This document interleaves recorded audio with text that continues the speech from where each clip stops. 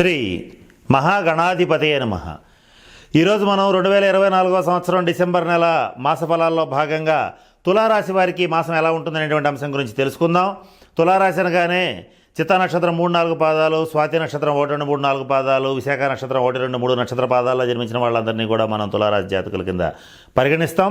ఈ మాసం గ్రహగతులను కనుక పరిశీలించినట్లయితే వృషభంలో గురుడు, కర్కాటకంలో కుజుడు, కన్యలో కేతువు, వృశ్చికంలో రవి బుధులు, ధనుస్సులో శుక్రుడు, కుంభంలో శని, మీనంలో రాహు సంచరిస్తున్నారు. ఈ మాసం రవి శుక్రుల యొక్క స్థాన మార్పు అనేటువంటిది కూడా జరుగుతోంది కనుక ఇవన్నీ కూడా ప్రధానమైనటువంటి ఫలితాలను నిర్దేశిస్తున్నాయి. ఈ గ్రహ గతులను కనుక పరిశీలించి చూసినట్లయితే తులారాశి వారికి ఈ మాసం అద్భుతమైనటువంటి శుభ ఫలితాలు వస్తాయి. ఏ రంగం వాళ్ళకైనటువంటి ఎదురులేనటువంటి ఫలితాలు వస్తాయి. అయితే ఏది ఏమైనప్పటికీ కూడా దశమ స్థానంలో కుజుడు నీచబట్టి ఉండడం వల్ల కొన్ని విషయాల్లో కొన్ని రంగాల వాళ్ళకి, తులారాశి వాళ్ళకి కొన్ని సందర్భాల్లో కొన్ని ఇబ్బందికరమైన పరిణామాలు వస్తాయి. మరి ముఖ్యంగా వృత్తిపరంగా, ఆర్థిక పరంగా కొన్ని ఇబ్బందులు రాబోతున్నాయి. వాటి నుంచి ఎలా తప్పించుకోవాలి, మరిన్ని శుభఫలితాలు కలగాలంటే ఏ రకమైనటువంటి పరిహారాలు పాటించాలి అనేటువంటి అనేక అంశాలని ఈ వీడియో చివరిలో మీకు నేను తెలియజేయడానికి ప్రయత్నం చేస్తాను.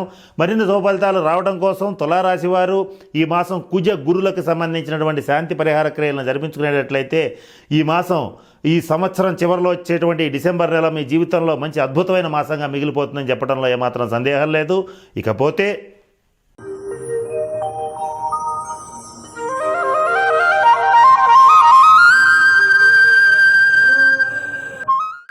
ఈ మాసంలో తులారాశి విద్యార్థుల విషయానికి వచ్చేటట్లయితే విద్యాయోగం బాగుంది, మంచి ఉత్తీర్ణత శాతం అనేటువంటిది లభిస్తుంది. ఇకపోతే ప్రభుత్వ రంగ, ప్రైవేట్ రంగ ఉద్యోగస్తుల విషయానికి వచ్చేటట్లయితే మీకు రావాల్సినటువంటి బకాయిలన్నీ కూడా వస్తాయి. ఆర్థిక పరంగా ముందంజ వేయగలుగుతారు, చక్కటి కుటుంబ సౌఖ్యాన్ని పొందగలుగుతారు. తులారాశి రాజకీయ నాయకుల విషయాన్ని కనుక పరిశీలించినట్లయితే రాజకీయ యోగం బాగుంది. పార్టీలో కానీ ప్రజల్లో కానీ మీ పేరు ప్రతిష్టలు ఇనుమడించడం అనేటువంటిది జరుగుతుంది. ఇక తులారాశి రైతుల విషయానికి వచ్చేటట్లయితే మరి ముఖ్యంగా చెప్పదగిన సూచన ఏంటంటే రైతులు వీలైనంత వరకు భూముల్ని అమ్ముకోవటం అనేటువంటిది చేయవద్దు. వీలైనంత వరకు కొంత కష్టమైన నష్టమైన వ్యవసాయాన్ని కంటిన్యూ చేయడానికే ప్రయత్నం చేయండి. భవిష్యత్తులో వ్యవసాయానికి మంచి రోజులు రాబోతున్నాయి. ఇది గతంలో ఎప్పటి నుంచో అనుకుంటున్నటువంటి మాటకి కార్యరూపం దాల్చేటువంటి పరిస్థితులు రాబోయే సంవత్సరాల్లో మీరు తప్పనిసరిగా చూస్తారు. కనుక రైతులు మాత్రం చక్కటి వ్యవసాయాన్ని మీదైనటువంటి సాహసిక దృక్పథంతో చేయండి. ఈ మాసం అంటే మరి ముఖ్యంగా ఈ సంవత్సరమైనా ఈ మాసమైనా సరే ఎర్రటి పంటలు మీకు చక్కటి లాభాన్ని వనకూరుస్తాయని చెప్పడంలో సందేహం లేదు. ఇకపోతే ఈ బంగారం ధరలు ఏవైతే ఉంటున్నాయో అవి ఖచ్చితంగా పెరుగుతాయి. కొంచెం ఒక నెక్స్ట్ సంవత్సరానికైనా సరే 1,00,000 రూపాయల దాకా బంగారం వెళ్ళేటువంటి పరిస్థితి ఉంది. కనుక ముందుగానే తులారాశి వాళ్ళు కొనుగోలు చేయవచ్చు. ఈ మాసం మీ గ్రహగతులు అనుకూలంగా ఉన్నాయి కనుక మీ స్తోమత సహకరించినంత వరకు బంగారం కొనుగోలు చేయటమే మంచిది. ధరలు పడిపోతాయి అనే మాట అబద్ధం, పడిపోవు. కనుక వీలైనంత వరకు కొనుగోలు చేయడానికి ప్రయత్నం చేయండి.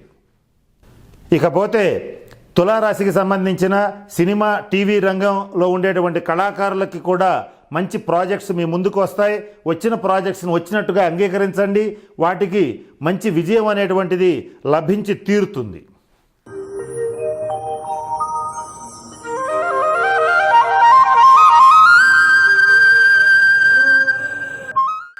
ఈ మాసంలో గ్రహగతులు తులారాశి వారికి అనుకూలంగా ఉన్నప్పటికీ కూడా ప్రతి విషయంలోనూ నిర్ణయించేటువంటి శక్తి మనసుకి తగ్గుతుంది.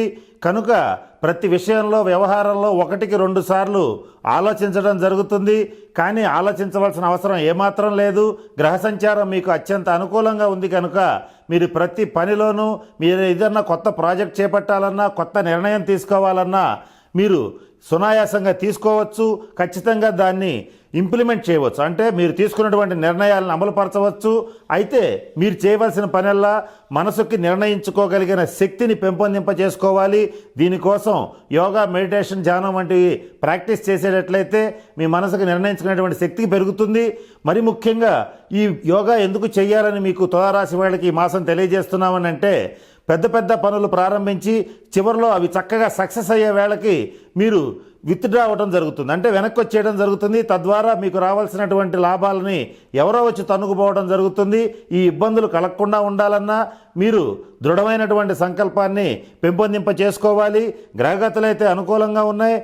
మరి ముఖ్యంగా సంఘంలో పలుకుబడి పరపతి ఉన్నటువంటి వ్యక్తుల యొక్క స్నేహం సహకారం మీకు పుష్కలంగా లభిస్తుంది. సమాజంలో జరిగేటువంటి అన్యాయాలని అక్రమాలని చక్కగా ధైర్యంగా ఎదుర్కోగలుగుతారు. ఇక మీరు ఏ కార్యక్రమం మొదలు పెట్టాలనుకున్నా ఈ మాసం మీకు అత్యంత అనుకూలమైనటువంటి మాసం అని చెప్పవచ్చు. ఇంట్లో శుభకార్యాలు జరుగుతాయి. మీ కుటుంబంలో పిల్లలకి కానీ మీ దగ్గర వాళ్ళకి కానీ బంధుమిత్రులకు కానీ వివాహాలు జరిగేటువంటి సూచన, వివాహ ప్రయత్నాలు చేసేటువంటి వాళ్ళకు కూడా ఈ మాసం చాలా అనుకూలంగా ఉందని చెప్పవచ్చు.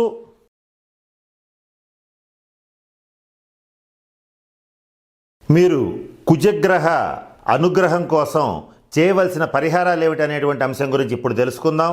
ఇక్కడ కుజగ్రహం కోసం, అంటే కుజగ్రహం యొక్క అనుకూల దృష్టి కోసం, కుజగ్రహం ఇచ్చేటువంటి శుభ ఫలితాలు పొందడం కోసం మీరు మీ దగ్గరలో ఉన్నటువంటి శివాలయంలో కుజగ్రహానికి సంబంధించినటువంటి గ్రహ మంత్రాన్ని అలాగే జపింప చేసుకుని, అలాగే కందుల్ని గనక దానం ఇచ్చేటట్లయితే చక్కటి పరిహారం అనేటువంటిది లభిస్తుంది. ఒకవేళ ఇది చేయలేని వాళ్ళు చేయవలసిన పరిహారాలు కూడా మీకు ఇప్పుడు తెలియచేయడానికి ప్రయత్నం చేస్తాను. వాటిల్లో మొదటిగా పక్షులకి ఆహారం వేయండి. పక్షులకు ఆహారం వేస్తే కుజగ్రహ శాంతి అనేటువంటిది జరుగుతుంది. అలాగే మరొక చిన్న పరిహారం గురించి ఇప్పుడు గమనిద్దాం. అదేమిటంటే మీ దగ్గర ఎప్పుడు కూడా ఒక చతురస్రాకారపు ఒక వెండి డాలర్ని ఉంచుకోండి.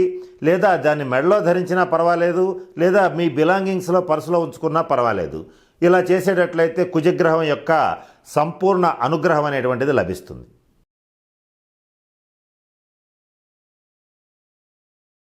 గురుగ్రహ అనుగ్రహం కోసం ఇప్పుడు మీరు పాటించవలసినటువంటి పరిహారాల గురించి ఇప్పుడు నేను తెలియజేయడానికి ప్రయత్నం చేస్తాను.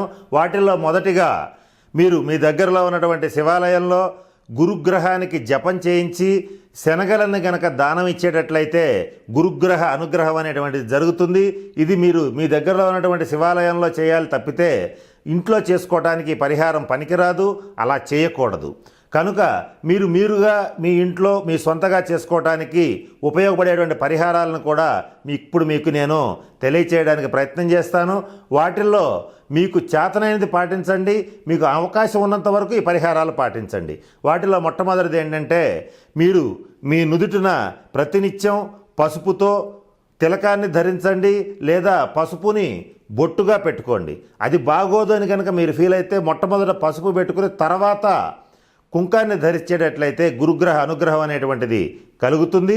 అలాగే మీకు తోచినటువంటి వ్యక్తులు అర్హులైనటువంటి వాళ్ళకి, మరి ముఖ్యంగా బ్రాహ్మణులకి బెల్లము శనగలు దానం చేయండి. శక్తి ఉన్నవాళ్ళు బంగారం దానం చేసినా కూడా ఖచ్చితంగా గురుగ్రహ శాంతి అనేటువంటిది తప్పనిసరిగా వస్తుంది. అలాగే మీకు అవకాశం ఉంటే రావి చెట్టుకి నీరు పోసి ప్రదక్షిణాలు చేసినా కూడా గురువు యొక్క సంపూర్ణ అనుగ్రహం అనేటువంటిది లభిస్తుంది. బ్రాహ్మణులకు, సాధువులకు, మీ కుల పురోహితుడికి, మీ ఇంటి పురోహితుడు ఎవరైతే ఉంటారో వాళ్ళందరినీ కూడా చక్కగా సత్కరించండి. వాళ్ళకి కావలసినటువంటివి మీరు చేయగలిగితే గురువు యొక్క సంపూర్ణ అనుగ్రహం అనేటువంటిది తప్పనిసరిగా లభిస్తుంది. కనుక నేను చెప్పినటువంటి అన్ని సూచనలు పాటించి అన్ని వివరాలని కాస్త పరిశీలించి తులారాశి వాళ్ళందరూ కూడా చక్కగా తగిన పరిహారాలు పాటించి అష్టైశ్వర్యాలతో భోగభాగ్యాలతో ఉంటారని మనస్ఫూర్తిగా పరమేశ్వరుని ప్రార్థిస్తూ సెలవు తీసుకుంటున్నాను. స్వస్తి.